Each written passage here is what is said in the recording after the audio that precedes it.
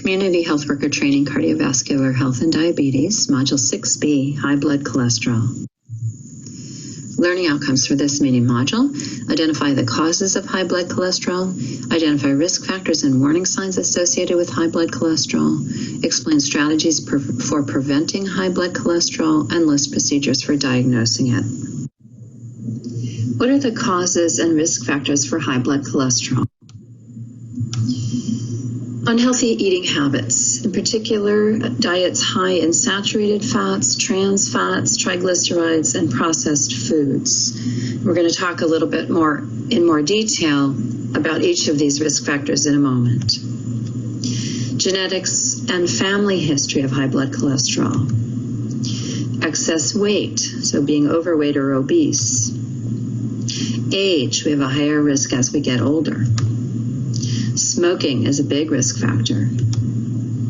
Lack of physical activity, particularly if people spend a lot of time sitting and don't do much exercise. And diabetes. Let's talk a little bit more about uncontrollable risk factors for high blood cholesterol.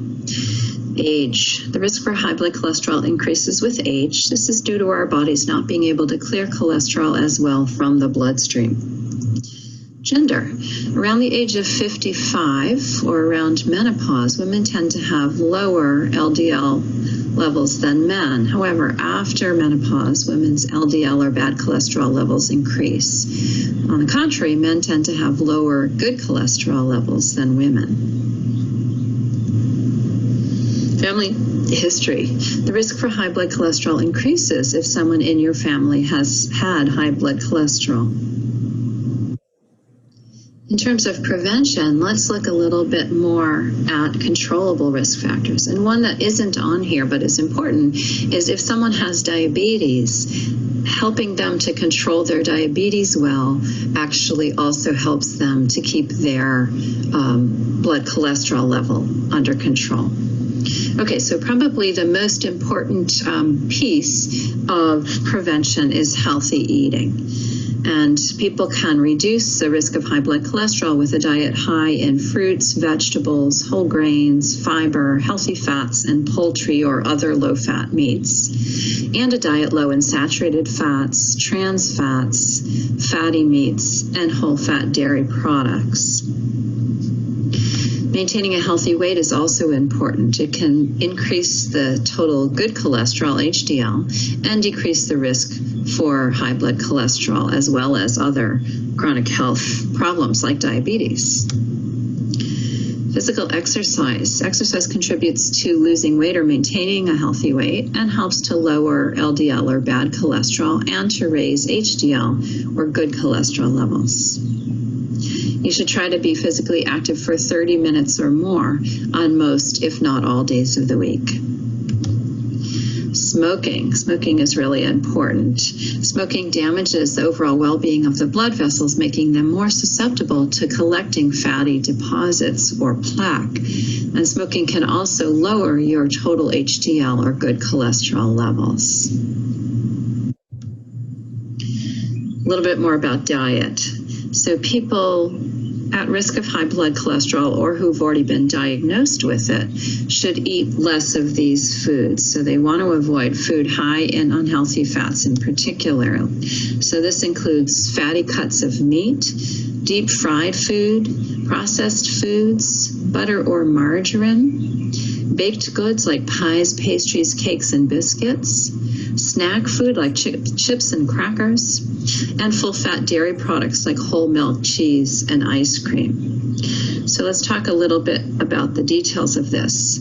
So saturated fats, which come mainly from animal fat, but also from some vegetable oils like palm oil, coconut oil, and full-fat dairy products, can raise the levels of unhealthy fat in the bloodstream, so LDL or triglycerides.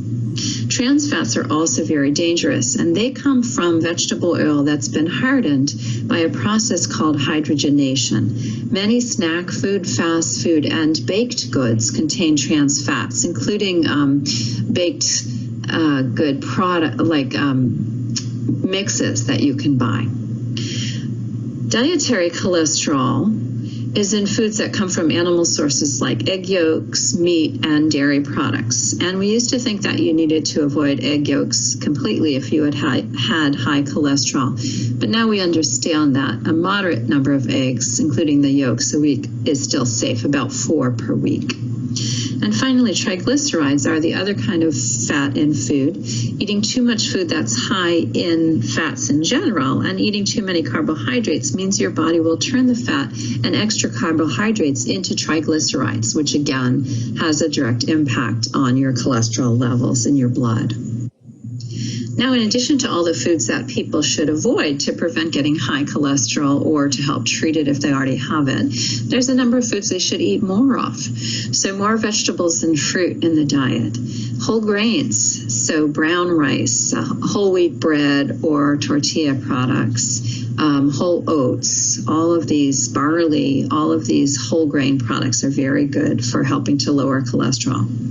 Beans and soy products in general, including like tofu and tempeh. Healthy fats. So ironically, certain types of fats actually help to control cholesterol levels. And these include olive oil, avocados, and nuts, both of which have a high amount of fat in them, but it's healthy fat, and fatty fish like salmon and tuna.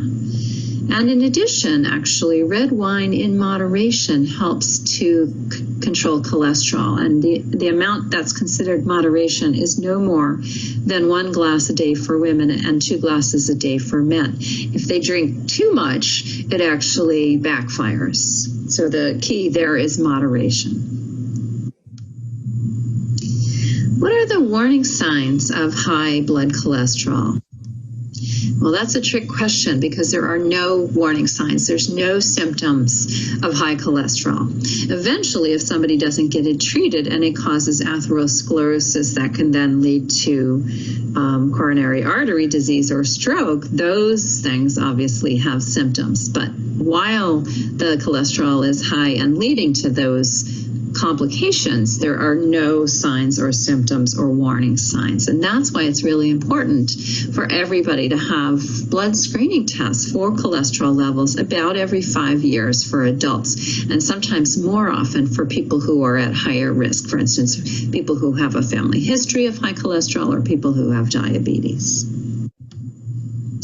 So how is it diagnosed? There are a couple of different tests that can be done, and the best test to do is a complete lipid profile, which is a blood draw from the arm usually, and it's usually done when the person's been fasting since the night before. And that includes their total cholesterol level, their HDL and LDL levels, and their triglyceride levels. So it gives a lot of detail. There's another type of a cholesterol test that can be done right in the doctor's office or at a health screening, and that's just a finger stick. That one is less accurate because it only provides the total cholesterol levels, and it's actually really important for people to know, okay, this is my total cholesterol, but what's the breakdown of that between good and bad cholesterol and triglycerides? So it's not that the finger stick is a bad test, it's just of limited use. So what do the numbers mean? This is for the lipid profile. So the total cholesterol, normal would be under 200. Somebody who's between 200 and 239 has borderline elevated total cholesterol. And then 240 or above is high. And the higher it is, the higher their risk of complications from high blood cholesterol, like developing plaques, and atherosclerosis, and coronary artery disease, heart attacks, and strokes. In terms of the LDL, the goal is for it to be under 100, and the lower the better. In terms of the HDL, it should be at least 60, and the higher the better. And triglycerides should be under 150, and again, the lower the better.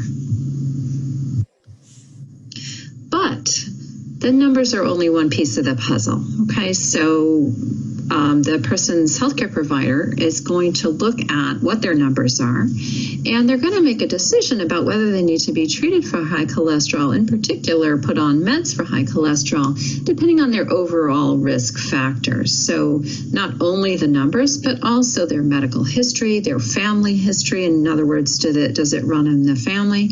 And other risk factors that they may have, such as diabetes or smoking. They also look at how old they are and their gender, and they put the whole picture together to decide whether they're going to recommend just that the person change some of their lifestyle behaviors like diet and exercise, weight loss if they're overweight, quitting smoking, all of which are good things to do anyway, or whether they need to do those things plus go on medication. Now you can identify the causes of high blood cholesterol, identify risk factors associated with high blood cholesterol, explain strategies for preventing high cholesterol, and list the procedures for diagnosing high blood cholesterol. In the next mini-module 6C, you'll learn about treatment of high cholesterol and the community health worker's role.